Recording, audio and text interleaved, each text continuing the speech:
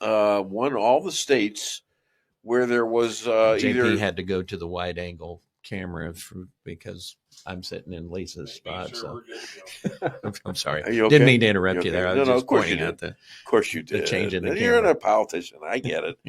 But Kamala won all the states that had no IDs and or some that had IDs but no picture IDs. Right.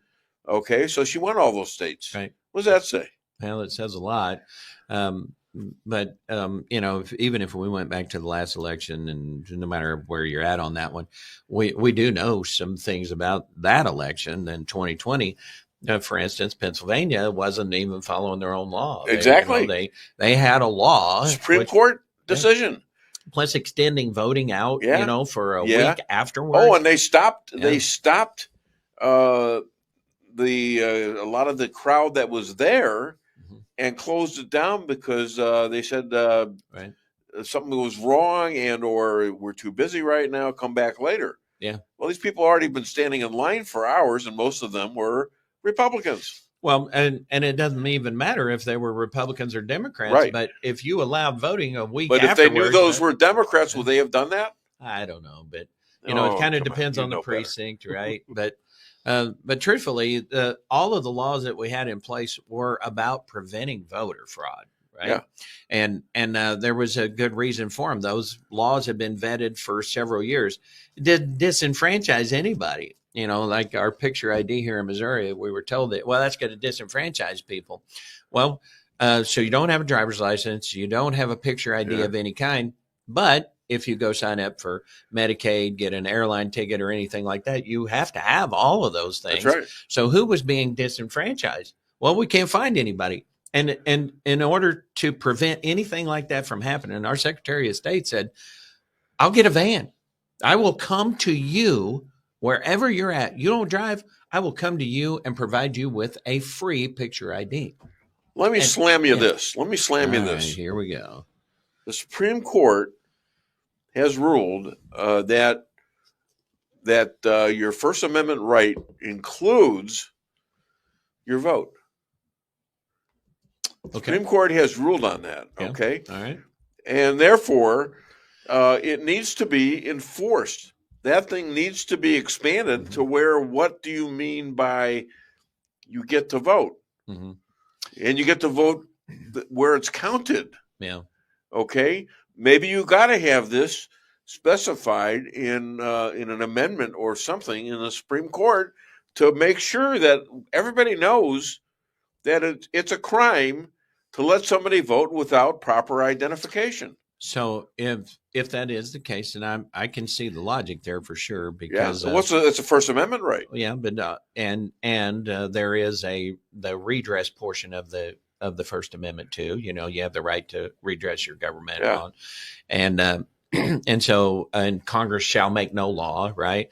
And so the First Amendment to the First Amendment aspect of that is that, first of all, that is a fundamental right. That is number one for a reason. Yeah. And the idea that people wouldn't exercise that right, the voting for sure, was foreign to our founders. We well, sure, it was because that was the First Amendment that proved how important that particular thing was. Our founders also had a problem with slavery, as you know.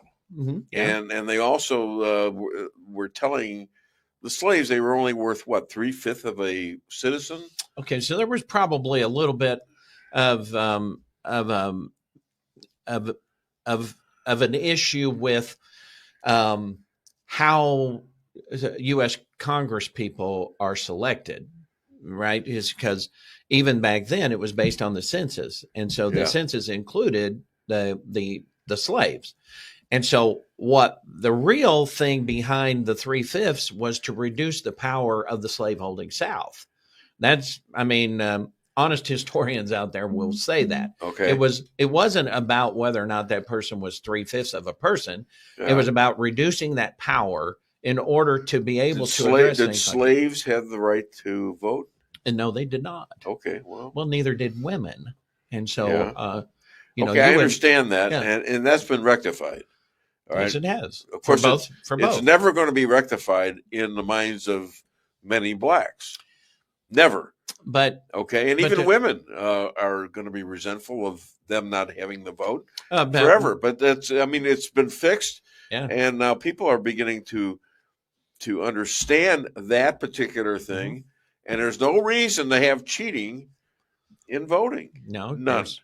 It needs to be enforced. Yes, certainly, and it needs to be enforced, possibly with Supreme Court and a Supreme Court emergency legislation, that when this is reported, it is immediately attended to. All right. President Trump, Supreme Court, I'm right here. Okay. Well, I would argue that even after the election is over, it's important to go find out where the holes are. And what had happened over the years, and especially in the last few years, was that there were forces out there who were wanting to create holes in the system in order to exploit those holes for the wrong reason. There's always like that. Yeah. Now the vote, an illegal vote, should make every person mad who voted legally. Now, no matter if you're a Republican or a Democrat or an independent or a Green Party or whoever, if I voted illegally if I voted legally and then some organization voted 100,000 votes illegally, and that's not an extreme exaggeration, by the way. Yeah. Then how does that constitutional thing you're talking about, how did that protect me? It's incumbent on the government, as I think you're trying to point out, to make sure that doesn't happen. No different than protecting our borders. It doesn't have language that needs that. All right, now you're talking. You can have your local government. That's fine, but you have to have, when you got the first. We're talking Constitution here. We're talking about the right to vote, right? And because you had 100,000 people offset your vote and many others, your constitutional rights were violated.